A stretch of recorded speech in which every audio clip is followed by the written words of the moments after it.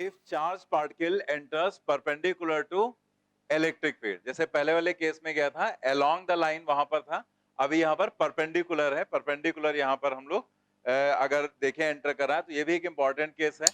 तो आप देखो इसमें कैसे भी दिखाया जा सकता है, दो कंडीशंस हो सकती है कि जैसे आपने यहाँ पर ऊपर प्लस दिखाया नीचे माइनस, तो यहाँ पर एक चार्ज पार्टिकल एंटर कर रहा है। अब कुछ भी हो सकता है लेकिन मेथड यही रहेगा, फार्मूले वही यूज होते हैं, बस उसका पाथ चेंज होगा। जैसे अगर ऊपर हमने यहाँ पर प्लस दिखा दिया और यहाँ पर हमने माइनस चार्ज ले लिया, तो ये प्लस की तरफ अट्रैक्ट होगा, तो ये ऊपर की तरफ ऐसे जाएगा। और अगर यहीं पर ये प्लस होता तो ये नीचे की तरफ चला जाता, ठीक है। लेकिन ऊपर जाएगा नीचे जाएगा, जो कंडीशन है वो तो सब सेम ही रहेंगे। पैराबोलिक पाथ रहेगा ऊपर की तरफ भी और पैराबोलिक पाथ रहेगा नीचे की तरफ भी। जो भी यहाँ पर डिस्टेंस या जो टी टाइम के बाद वेलोसिटी, सब कुछ वैसे ही रहेगा सेम। ऐसे यहाँ पर ये भी हो सकता है कि ऊपर का ये माइनस दे दिया जाए और नीचे का प्लस दे दिया जाए। तो अब क्या होगा, अब ये डिपेंड करता है कि आप यहाँ से जो चार्ज भेज रहे हैं वो कैसा है। माइनस है तो नीचे जाएगा, प्लस है तो ऊपर जाएगा, क्योंकि माइनस है तो यहाँ पर प्लस की तरफ अट्रैक्ट होगा और प्लस होगा तो माइनस की तरफ। तो यहाँ इससे कोई प्रॉब्लम नहीं होने वाली कि ऊपर की प्लेट प्लस है नीचे। ये मैंने इसलिए बता दिया, मान लिया हमने तो ये पढ़ाया, एग्जाम में आ गया ऊपर माइनस नीचे प्लस, ठीक है, तो आप सोचे अब क्या करें, ये तो उल्टा हो गया, लेकिन उससे कोई प्रॉब्लम नहीं, सेम फॉर्मूले यूज हो जाएंगे। अगर हम यहाँ पर कहते हैं माइनस चार्ज की वजह प्लस चार्ज एंटर कर रहा है, तो प्लस चार्ज ऊपर नहीं जाएगा नीचे जाएगा बस। तो उससे सिर्फ डायरेक्शन पर इफेक्ट पड़ेगा, बाकी और फॉर्मूले पर कोई इफेक्ट नहीं पड़ेगा। और इसमें कुछ ज्यादा रटना भी नहीं है, जस्ट ये वही केस है जैसे हम लोग प्रोजेक्टाइल मोशन में करते हैं, वैसे यहाँ पर है, सिमिलर।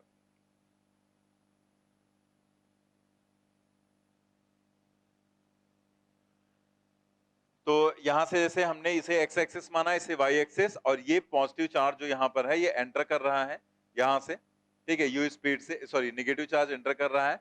और ये चार्ज एक्चुअल में देखा जाए तो इसको ऐसे जाना चाहिए था, इस डॉटेड लाइन के अलोंग, यहाँ पर इसको बाहर निकलना चाहिए था। लेकिन जैसे ही इसमें एंटर करेगा, यहाँ पर क्या है, प्लस से माइनस की तरफ इलेक्ट्रिक फील्ड होगी। इलेक्ट्रिक फील्ड कैसे होती है, प्लस से माइनस की तरफ। तो इस इलेक्ट्रिक फील्ड की वजह से इस चार्ज को एक फोर्स फील होगा, और वो फोर्स कितना होगा, Q इंटू ई के बराबर। और उस फोर्स को अगर हम मास से डिवाइड कर देंगे तो वो क्या बन जाएगा, एक्सलेशन। तो इसका मतलब ये जो चार्ज पार्टिकल है वो एक एक्सलेशन यहाँ पर इस पर प्रोड्यूस होगा।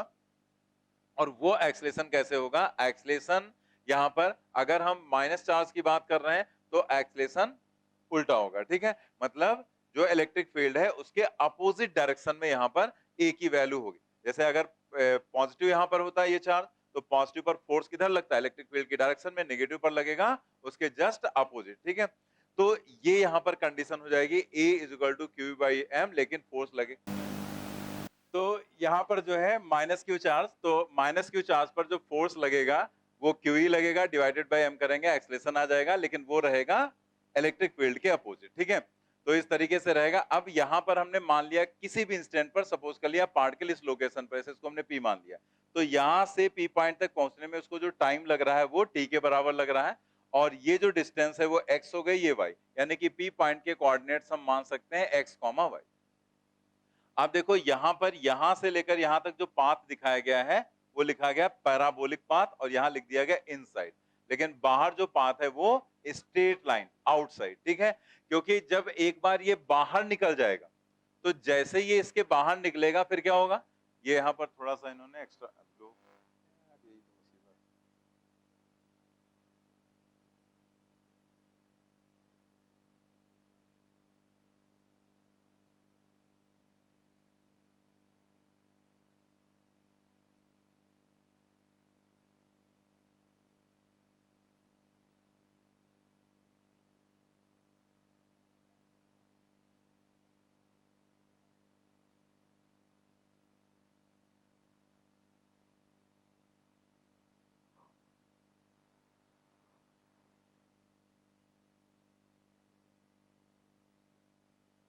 ये जो यहां पर है, जैसे ये बाहर निकलेगा तो फोर्स लगना बंद हो जाएगा। और अगर फोर्स नहीं लग रहा है, कोई एक्सलेशन वहां पर होगा नहीं, यानी कि डायरेक्शन में किसी तरह का कोई चेंज नहीं होगा। फिर यहां पर जो टेंजेंशियल वेलोसिटी होगी उसी टेंजेंशियल वेलोसिटी से बाहर जाएगा, यानी कि आउटसाइड जब जाएगा तो पाथ इसका कैसा हो जाएगा, स्ट्रेट लाइन।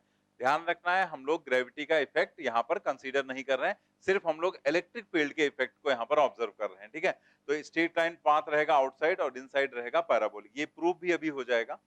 तो आप देखो यहाँ पर कैसे इन चीजों को कि वेलोसिटी इतने समय के बाद क्या होगी, जैसे टी टाइम का वेलोसिटी क्या होगी, एक्स क्या होगा, वाई क्या होगा, तो सब कुछ वैसे ही चलेगा जैसे हम लोगों ने देखा था पहले प्रोजेक्टाइल मोशन में। तो यहाँ पर जैसे वैसे बना दिया गया एक्स एक्सिस वाई एक्सिस।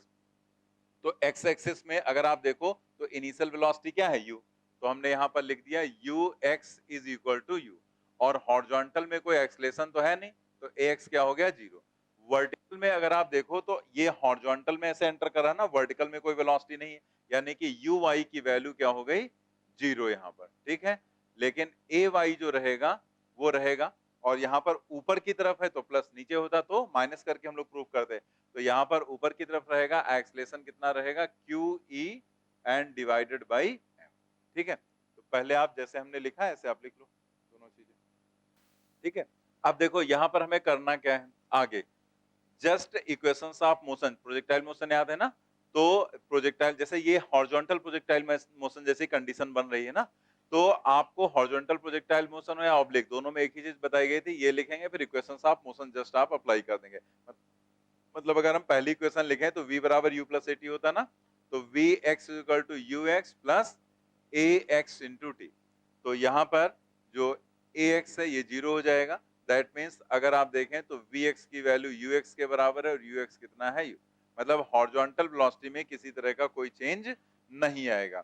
लेकिन अगर यहीं पर हम इधर निकालें vy, तो हम लिखेंगे uy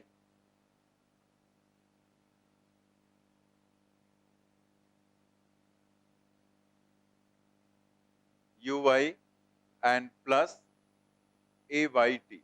तो यहाँ पर यू वाई 0 हो जाएगा, दैट मीन्स जो वी वाई की वैल्यू है वो हो जाएगी Q E divided by M और इंटू टी, ठीक है, ये वी वाई आ जाएगा। ऐसे हम लोग सेकेंड इक्वेशन यूज कर लेते हैं, x बराबर U T plus half A T square. वैसे में पता है एक्सलेशन अगर 0 होगा तो डायरेक्ट हम displacement is equal to velocity into time लिख सकते हैं, ठीक है।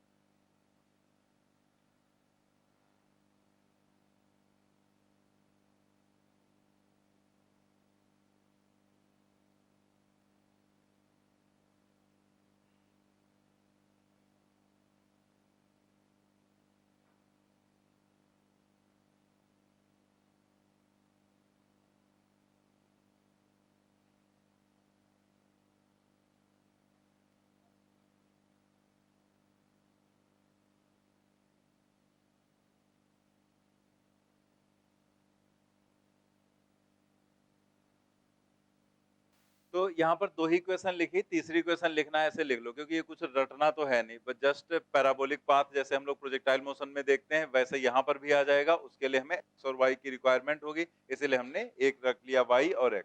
बाकी अगर तीसरी क्वेश्चन लिखना है तो आपको पता ही है कि यहाँ पर तीसरी क्वेश्चन लिख के कोई बेनिफिट होना नहीं, क्योंकि तीसरी क्वेश्चन से भी वेलोसिटी ही निकलती है। तो यहाँ जब चेंज ही नहीं हो रहा तो चाहे फर्स्ट से निकालो चाहे थर्ड से सेम आएगा। यहाँ पर अगर आप x के टर्म में निकालना चाहते हैं, मतलब जो भी सॉरी y के टर्म में, तो यहाँ पर तीसरी इक्वेशन ये t के टर्म में भी y आए वो y के टर्म में आ जाएगा, तो जरूरत पड़े निकाल लेना, कुछ भी याद करने की जरूरत है नहीं। जस्ट आपको ये जो ऊपर का पॉइंट पहले हमने बताया था वो आप देख लो कि कैसे, बाकी आप तुरंत एट द टाइम कैलकुलेट कर सकते हैं, ठीक है।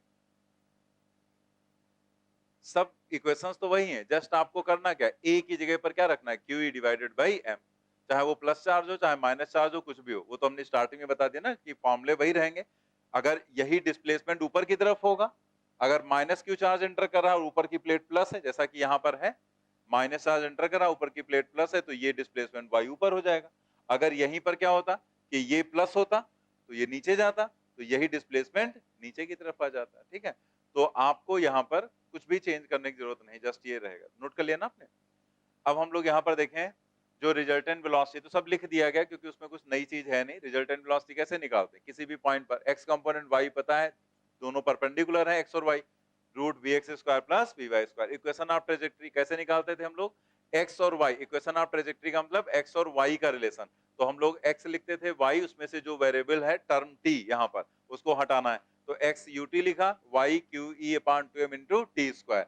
इसमें से टी की वैल्यू निकालेंगे एक्स अपान यू और रख देंगे उसको इक्वेशन 2 में। सब कुछ वैसे ही, कुछ भी नया नहीं, ठीक है। तो यहाँ पर आप देखो y इज इक्वल टू क्या आ जाएगा, Q E divided by 2m, और t की जगह क्या रखेंगे हम, x अपान यू, तो X square upon U square. जितने कांस्टेंट टर्म है उनको एक साइड में कर लो, Q E upon 2m U square, और बाकी बचा क्या, एक्स स्क्वायर। अगर आप चाहो तो ये रिलेशन जो है ये आप याद रख सकते हो, ठीक है। मतलब अगर आप कर सको याद, बाकी कुछ नहीं याद करना है इसमें, अगर आप हो सके तो ये करो, क्योंकि यहाँ तक पहुंचते पहुंचते हमें डेरिवेशन थोड़ा सा करना पड़ता है ना, इक्वेशंस निकालनी फिर ये। तो Q E upon 2m U square into x square, अगर आप याद रखो कि इससे रिलेटेड कोई केस आएगा तो कभी कभी थ्योरेटिकल क्वेश्चन पूछ दिया जाता है। थ्योरेटिकल क्वेश्चन इस तरह से कि जैसे यहाँ पर उसने कह दिया कि 2 चार्ज पार्टिकल या 3 चार्ज पार्टिकल एंटर कर रहे हैं, और वो यहाँ पर बाहर निकलते हैं जाकर, तो बाहर सीधे तो निकलेंगे नहीं, अगर वो चार्ज पार्टिकल है तो प्लस होगा या माइनस होगा, तो या तो ऊपर निकलेगा या नीचे निकलेगा, तो कितना मैक्सिमम डिस्प्लेसमेंट होगा वो आपसे पूछा जा सकता है। और किसका डिस्प्लेसमेंट मैक्सिमम ज्यादा होगा, मतलब डेविएशन किसमें ज्यादा होगा और किसमें कम। डेविएशन का मतलब मतलब अपने पाथ से हट जाना, ठीक है, दूर हो जाना, डेविएट हो जाना। तो निकलना यहाँ चाहिए था, निकल कहाँ रहा है, यहाँ पर, तो इसका मतलब इसका डेविएशन कितना हुआ, डी के बराबर, मैक्सिमम डेविएशन। अगर अंदर देखेंगे तो ये y होगा, यही y की वैल्यू d के बराबर हो जाएगी अगर आप यहाँ पर x की जगह क्या रख देंगे, l रख देंगे। तो x is equal to l, तो y इज इक्वल टू क्या हो जाएगा, d हो जाएगा यहाँ पर, ठीक है। तो क्लियर हो गई बात। तो आप यहाँ पर, तो यहाँ पर हम लोग क्या करेंगे, ये d देखते हैं क्या होगा। तो d के लिए कुछ आपको अलग नहीं करना है, बस जस्ट यहाँ पर देखो, एक तो ये सिंगल पावर में है और ये क्या है, डबल पावर में, तो पैराबोलिक पाथ है तो हमें पता ही है। यहाँ देखो वही चीज लिख दी, for maximum deflection in the field, मतलब फील्ड के अंदर जब तक वो रहेगा तो मैक्सिमम डेविएशन क्या होगा, उसके लिए x की जगह l और y की जगह पर क्या रखेंगे, d in the above equation. Then तो यही इक्वेशन लिखी गई। बस आपको यहाँ पर हमने क्या बताया कि अगर मैक्सिमम डेविएशन आपको चाहिए तो मैक्सिमम डेविएशन का मतलब ये वाली वैल्यू, तो ये वाली वैल्यू क्या हो गई, डी, यानी कि y बढ़कर कितना हो गया, d इनसाइड द फील्ड। तो x जो था वो बढ़कर कितना हो गया, l के बराबर हो गया, ठीक है। तो x की जगह l और y की जगह पर रख देंगे आप d, तो ये वाला फॉर्मूला आपको मिल जाए। तो वो कोई अलग फॉर्मूला थोड़ा, यही है। तो अगर आप ये याद रखोगे तो जो थ्योरेटिकल क्वेश्चन है वो इजीली कर लोगे। जैसे मान लिया उसने आपसे कह दिया कि इलेक्ट्रिक फील्ड सबके लिए कॉमन है, तो E कॉमन हो गया। अब उसने यहाँ पर कह दिया सब सेम स्पीड से एंटर करते हैं, मतलब ये जो फॉर्मूला है दिख रहा है ना फॉर्मूला आपको, तो यहाँ पर U जो है वो सबके लिए क्या हो गया, सेम, और E की वैल्यू सबके लिए सेम है, ठीक है, और L भी सबके लिए सेम होगा, प्लेट की जो लेंथ है। तो बचा क्या, Q अपान M, तो यहाँ पर एक्स्ट्रा क्या बचा, Q डिवाइडेड बाई M, और यहाँ पर ये हो गया मैक्सिमम डेविएशन D। तो मैक्सिमम डेविएशन D जो है इक्वल नहीं, प्रोपोर्शनल, प्रोपोर्शनल टू क्या हो जाएगा, मैक्सिमम डेविएशन, ये जो डी है वो प्रोपोर्शनल हो गया Q by M. Q by M को क्या बोलते हैं, क्या बोलते हैं, चार्ज डेंसिटी, स्पेसिफिक चार्ज बोलते हैं। फिजिक्स के साथ केमिस्ट्री का भी बनता था, केमिस्ट्री में तो आता होगा ना कभी कभी बीच में, एटॉमिक स्ट्रक्चर वगैरह पढ़ चुके होगे, तो नहीं हम पढ़ते पढ़ते कहाँ पढ़ते नहीं। क्यू बाई एम, तो D directly proportional to Q by M, तो ये स्पेसिफिक चार्ज कहलाता है। तो अगर आपको ऐसा कोई क्वेश्चन दे दिया जाए कि जैसे यहाँ पर एंटर कर रहे हैं 3 पार्टिकल, अब उसने दे दिया इलेक्ट्रॉन एंटर कर रहा है, प्रोटॉन एंटर कर रहा है, अल्फा पार्टिकल एंटर कर रहा है, तो किसका डेविएशन सबसे ज्यादा होगा। तो आपको वहां पर क्या देखना है कि Q अपान M का रेशियो किसका ज्यादा होगा, या उसने मान लिया कुछ दे दिया आपको डायरेक्टली कि स्पेसिफिक चार्ज जो है वो इसका इसका इतना इतना है, ठीक है। तो आपको यहां पर मिल गया ना कि D जो है जिसका Q अपान M रेशियो ज्यादा होगा उसका डेविएशन ज्यादा होगा, जिसका Q अपान M रेशियो कम होगा उसका डेविएशन कम हो जाएगा, ठीक है। तो आपको ये हम आगे पढ़ाएंगे भी। वैसे तो हमें ये पता है इलेक्ट्रॉन प्रोटॉन का चार्ज बराबर होता है, इलेक्ट्रॉन का मास कम होता है, प्रोटॉन का मास ज्यादा होता है। ऐसे अल्फा पार्टिकल के लिए हमें 2He4 होता है ना, न्यूक्लियस होता है, तो वहां पर अल्फा पार्टिकल में कितने इलेक्ट्रॉन होते हैं, 2। अल्फा पार्टिकल न्यूक्लियस होता है ना, न्यूक्लियस में कहा इलेक्ट्रॉन होंगे, पूछा गया था भैया तुम्हारे यहाँ क्वेश्चन, याद रखा करो। अल्फा पार्टिकल क्या होता है, न्यूक्लियस ऑफ होता है ना 2He4, तो उसमें 2 प्रोटॉन होंगे 2 न्यूट्रॉन होंगे। 2He4 का मतलब क्या हो गया, 2 प्रोटॉन और 2 न्यूट्रॉन, इलेक्ट्रॉन नहीं होगा क्योंकि हम अल्फा पार्टिकल बोल रहे हैं, तो अल्फा पार्टिकल इसका न्यूक्लियस होता है, इलेक्ट्रॉन हटा दो इसमें से, तो 2 प्रोटॉन 2 न्यूट्रॉन होते हैं, ठीक है। तो वहां पर 2 प्रोटॉन का मास 2 प्रोटॉन का चार्ज हो जाएगा। तो हम सबका Q अपान M देखें, मतलब वो तो पार्टिकल कोई भी दिया जा सकता है ना, तो जो भी पार्टिकल है उसका Q अपान M आपको देखना रहेगा। जिसका Q अपान M कम होगा उसका डेविएशन कम होगा, जिसका Q अपान M ज्यादा होगा उसका डेविएशन ज्यादा होगा। तो आप ये सब रटने वाली चीजें तो है नहीं, ये तो एट द टाइम वो पार्टिकल क्या दे रहा है, किसमें कंपेयर करा रहा है। लेकिन अगर आपको ये फार्मूला याद रहेगा तो आप इजीली वहां तक पहुंच जाएंगे। अदरवाइज पहले ये डराइव करना पड़ेगा, फिर आप आगे आंसर बता पाएंगे। इसीलिए हमने कहा था कि अगर हो सके तो इस वाले फॉर्मूले को आप याद रखें, ठीक है। क्लियर हो गई बात, आगे बढ़ते हैं सम इंपॉर्टेंट केसेस पर।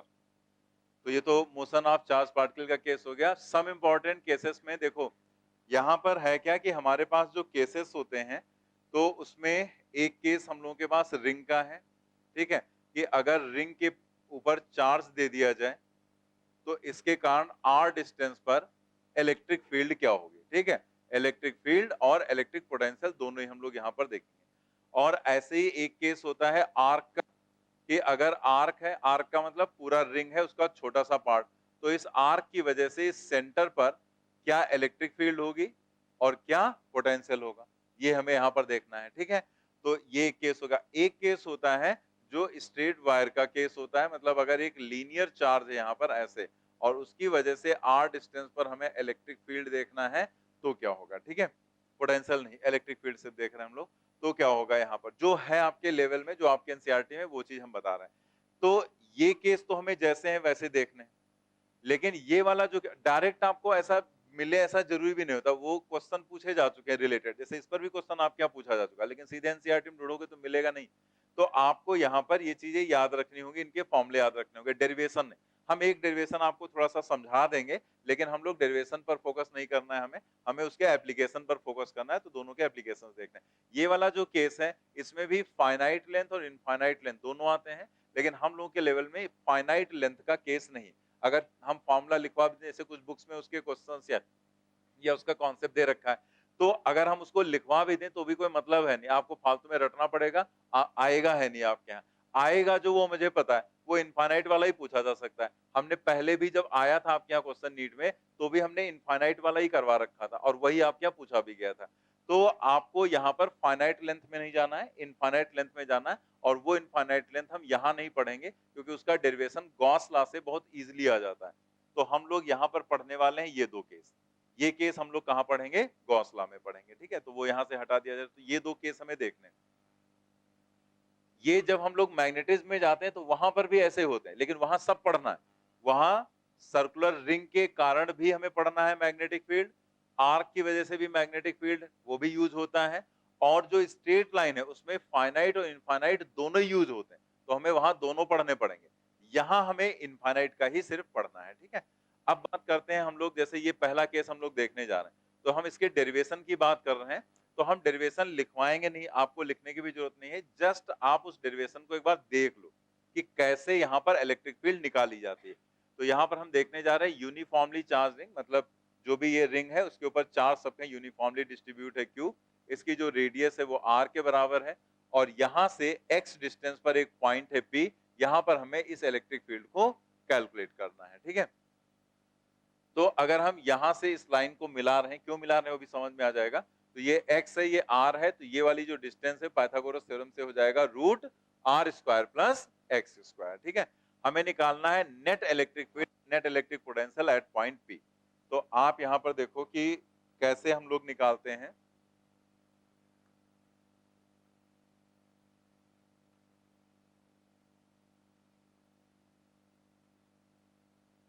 हम डेरिवेशन सिर्फ बता रहे हैं, आप उसको एक बार देख लो, ठीक है, बाकी उसको लिखने की जरूरत नहीं।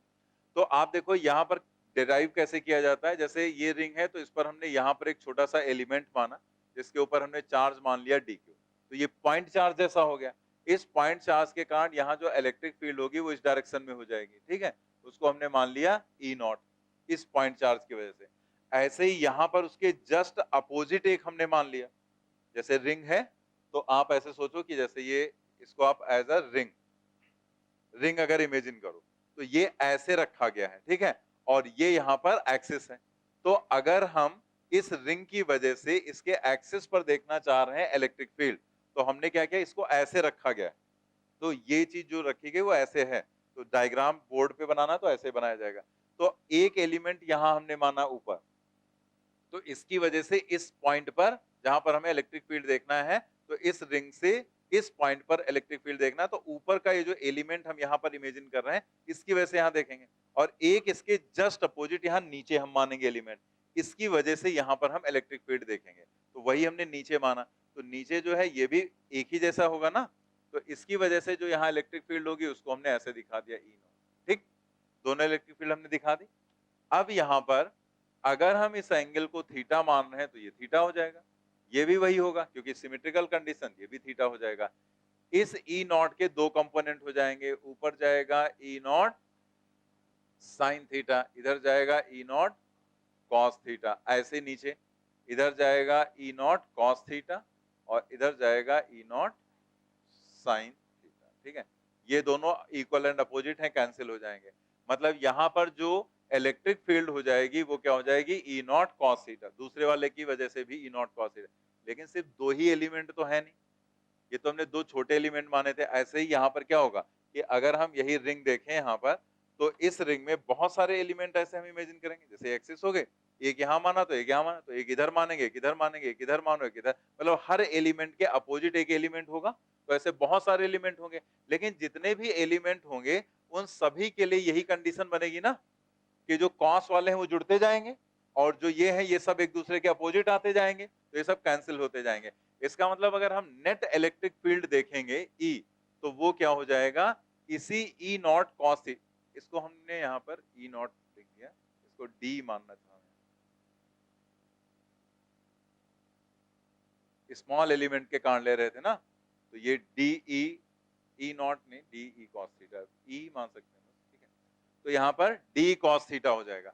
तो डी ई जो कॉस थीटा है उसी को हमें इंटीग्रेट यहाँ पर करना है, ठीक है, तो यहाँ पर हो जाएगा 1/4 pi epsilon not D Q divided by, अब ये डिस्टेंस का स्क्वायर रखेंगे ना तो क्या हो जाएगा, R square plus X square, ठीक है, होल स्क्वायर करेंगे ना तो रूट हट जाएगा, और cos थीटा अगर हम इस ट्रायंगल से देखें cos थीटा, तो बेस अपॉन हाइपोटेन्यूज यानी कि x divided by R square plus X square का रूट यानी कि पावर 1/2। तो अगर आप देखो यहाँ, तो यहाँ से 1/4 पाई एप्सिलॉन नॉट, और ये x भी बाहर आ जाएगा क्योंकि डिस्टेंस फिक्स है, तो यहाँ पर आ जाएगा x और नीचे आ जाएगा R square plus X square to the power 1 + 1/2, कितना 3/2। अब इंटीग्रेशन के साइन के अंदर क्या बचेगा, डी क्यू। तो आप सोचो डी क्यू को अगर आप इंटीग्रेट करोगे तो जितने छोटे छोटे चार्ज हैं सब जुड़ जाएंगे, तो जुड़ जाएंगे तो टोटल चार्ज ही तो आएगा। आप लिमिट लगाओगे 0 से लेकर क्यू तक तो भी क्या फर्क पड़ना, आएगा तो वही ना क्यू। तो इसका मतलब यहाँ पर इसको इंटीग्रेट करके क्या आपको मिलेगा, क्यू मिलेगा। तो अब हम लिखने वाले हैं नहीं, इसको यहाँ से हटा दिया और इसको इंटीग्रेट करके सीधे यहाँ लिख दिया क्यू। यही नेट इलेक्ट्रिक फील्ड का फॉर्मूला हो गया। तो क्या फॉर्मूला आ गया, 1/4 pi epsilon naught Q X upon R square plus X square to the power 3/2। ठीक है, तो समझ में आ गया डेरिवेशन। हमें इसको लिखने की बिल्कुल भी जरूरत नहीं है, हम लोग यहाँ पर एग्जाम में बैठ के डेरिवेशन नहीं करने वाले हैं। ठीक है, तो ये सिर्फ आपको समझना था, बता दिया गया कि ऐसे ऐसे डराइव होता है। ठीक है, बस आपको करना क्या है, ये डायरेक्ट ये फॉर्मूला याद रखना है। तो हम लोग इस फॉर्मूले को ही सीधे सीधे यहाँ पर लिखेंगे। ऐसे अगर आप पोटेंशियल के लिए देखोगे, चलिए इसी में पोटेंशियल का बता देते हैं, फिर हम हटाते हैं इसको। अगर आप पोटेंशियल के लिए देखोगे तो आप सोचो पोटेंशियल में कोई डायरेक्शन तो होती नहीं, तो अगर कोई डायरेक्शन नहीं होती है तो इस चार्ज की वजह से जो पोटेंशियल होगा यहाँ पर वो क्या हो जाएगा, dv is equal to 1/4 pi epsilon naught and dq divided by r। r का मतलब यही डिस्टेंस तो होगी यहां से यहां तक की, तो ये डिस्टेंस क्या है, R square plus X square to the power 1/2। और अगर आप इंटीग्रेट करोगे तो तो ये बन जाएगा v, और ये dq का ही तो इंटीग्रेशन होगा, बाकी तो कुछ इंटीग्रेट नहीं होगा।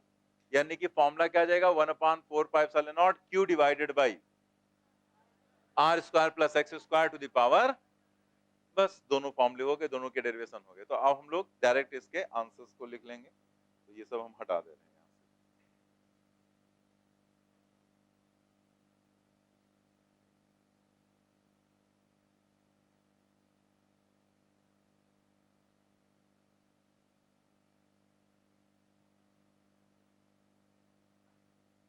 तो यहाँ पर कुछ लिखा हुआ है सेंटेंस से,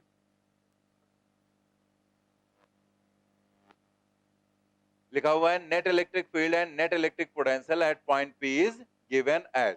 तो उसी के नीचे हम ये दोनों फॉर्मूले लिख लेंगे। E is equal to 1/4πε0 qx divided by r square plus x square and to the power 3/2, 3/2, ठीक है। ये हो गई इलेक्ट्रिक फील्ड, और उसी के नीचे लिख लेंगे electric potential V is equal to 1/4πε0 q divided by r square plus x square to the power 1/2, उसमें 3/2, इसमें 1/2, ठीक है। नोट कर लिया ना आपने? ठीक है, तो ये दोनों फॉर्मूले हम लोग याद करेंगे। अब आगे हम लोग बढ़ते हैं। इसी से रिलेटेड, जैसे डेरिवेशन का कोई इंपॉर्टेंस था नहीं, बस ऐसे एक बार आपको समझना था, समझा दिया गया। बाकी यहाँ पर क्या है, आगे जो यहाँ पर इसका एप्लीकेशन है वो थोड़ा सा हम लोग एक बार देख लेते हैं। तो आप देखो यहाँ पर पहले पॉइंट में क्या लिखा गया, एट सेंटर। तो सेंटर पर that is x equal to 0, मतलब यही यहाँ पर अगर हम सेंटर की बात करें तो सेंटर पर अगर हम यहाँ पर देखें तो जब सेंटर पर आ जाएंगे तो x की वैल्यू क्या हो जाएगी, 0 हो जाएगी। तो अगर हम x की वैल्यू 0 रख दें तो आप देखो इलेक्ट्रिक फील्ड में x 0 रखोगे तो 0 हो जाएगा, लेकिन पोटेंशियल 0 नहीं होगा। पोटेंशियल में x 0 रखेंगे तो ये 2 और 2 कैंसिल, तो क्या बचेगा q बाई आर। जैसे पॉइंट चार्ज का फॉर्मूला होता है वैसे ही वो फॉर्मूला आ जा रहा है। इसका मतलब इस केस में अगर हम इलेक्ट्रिक फील्ड देखेंगे तो वो हो जाएगी 0, और पोटेंशियल अगर आप देखेंगे तो वो बन जाएगा 1/4πε0 q divided by r।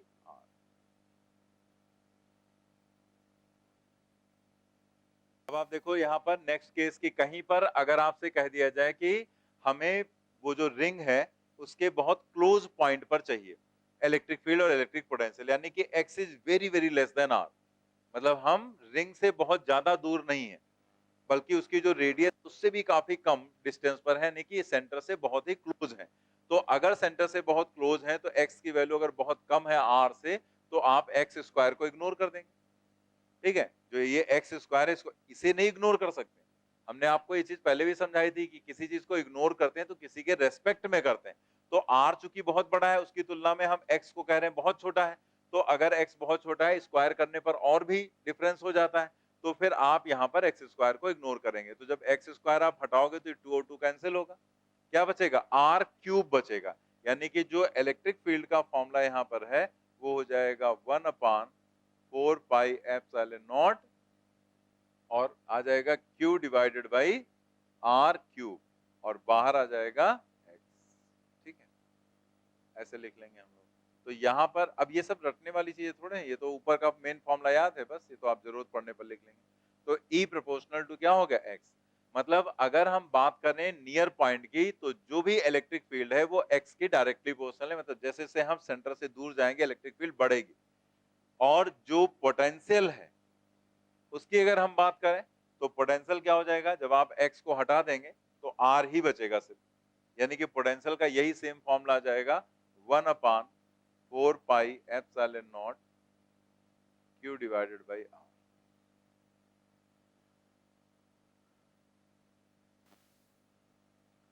x is very very greater than r, then ignore r square. लेकिन अगर हम यहीं पर चाह रहे हैं कि हम रिंग से बहुत ज्यादा डिस्टेंस पर देखना चाह रहे हैं इलेक्ट्रिक फील्ड और इलेक्ट्रिक पोटेंशियल क्या होगा, तो हम क्या करेंगे, x रखेंगे, अब की क्या हटा देंगे, r स्क्वायर। तो अगर आप यहाँ देखो r स्क्वायर हटाओगे, क्योंकि हम कैलकुलेशन नहीं करें डायरेक्ट लिख रहे हैं, r स्क्वायर आप हटाओगे तो x स्क्वायर बचेगा, ये 2 और 2 पावर कैंसिल हो जाएगी, तो क्या बचेगा एक्स क्यूब, और ऊपर क्या है एक्स स्क्वायर आ जाएगा नीचे। यानी कि इलेक्ट्रिक फील्ड का जो फॉर्मूला है वो आ जाएगा यहाँ पर 1/4 pi epsilon naught Q divided by x square. तो ये इंप्लाई कर रहा है ये पॉइंट इसलिए कराए जा रहे हैं कुछ चीज आपको समझाने के लिए। तो वही चीज आपको अभी हम बताएं क्या है, तो ई इनवर्सली प्रोपोर्शनल टू हो गया एक्स स्क्वायर। और अगर आप v देखो तो 1/4 pi epsilon naught Q by X आ जाएगा, क्योंकि आर स्क्वायर हटाओगे तो रूट एक्स स्क्वायर होगा, जिसका स्क्वायर रूट क्या होगा एक्स।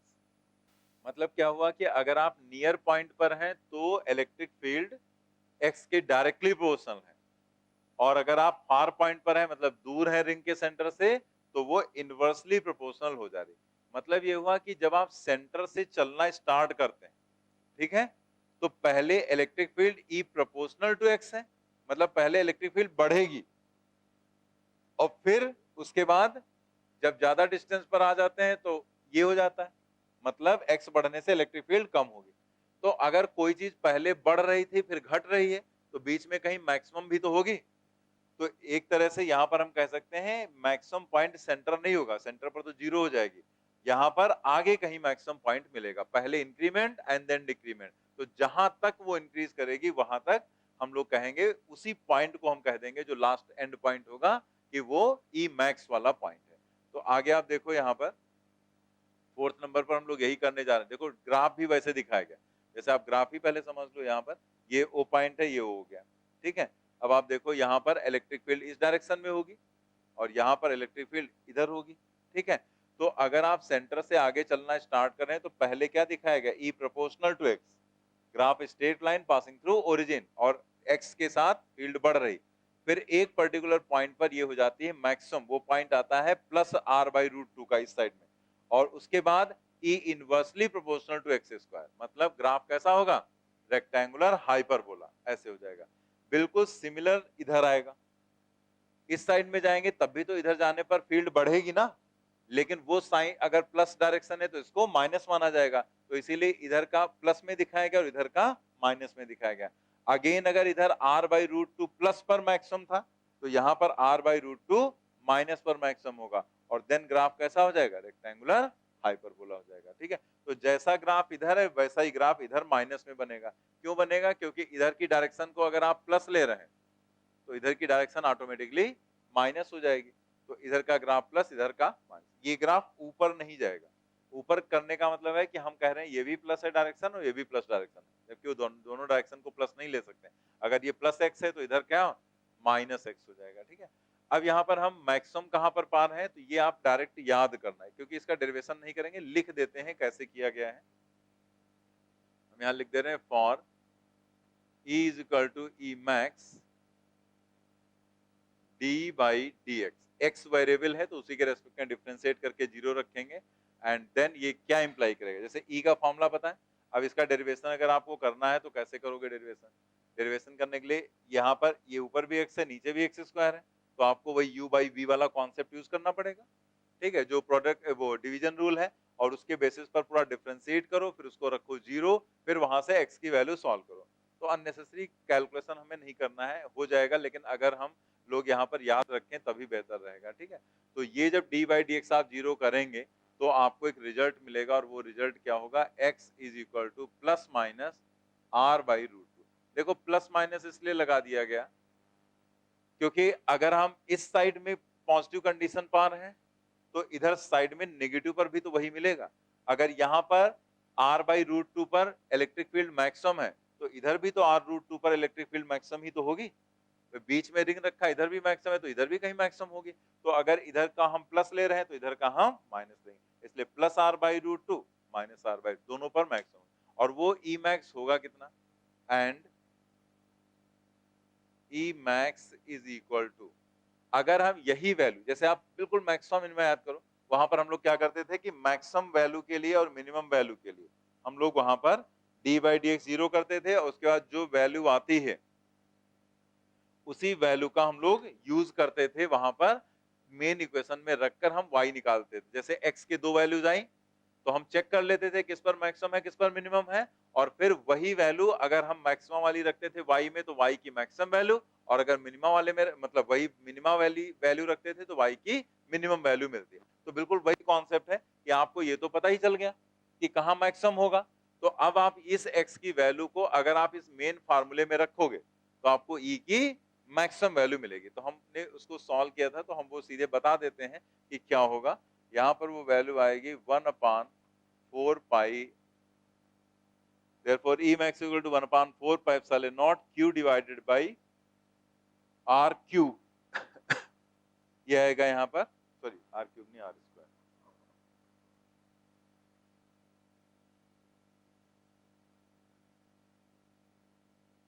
ठीक है, 1/4 pi epsilon naught Q divided by R square. लेकिन इतना ही सिर्फ नहीं आएगा, ब्रैकेट के बाहर एक फैक्टर आएगा 2 divided by 3√3, ठीक है। अगर आप रखकर देखेंगे तो यही आपको यहाँ पर मिलेगा, नोट करेंगे।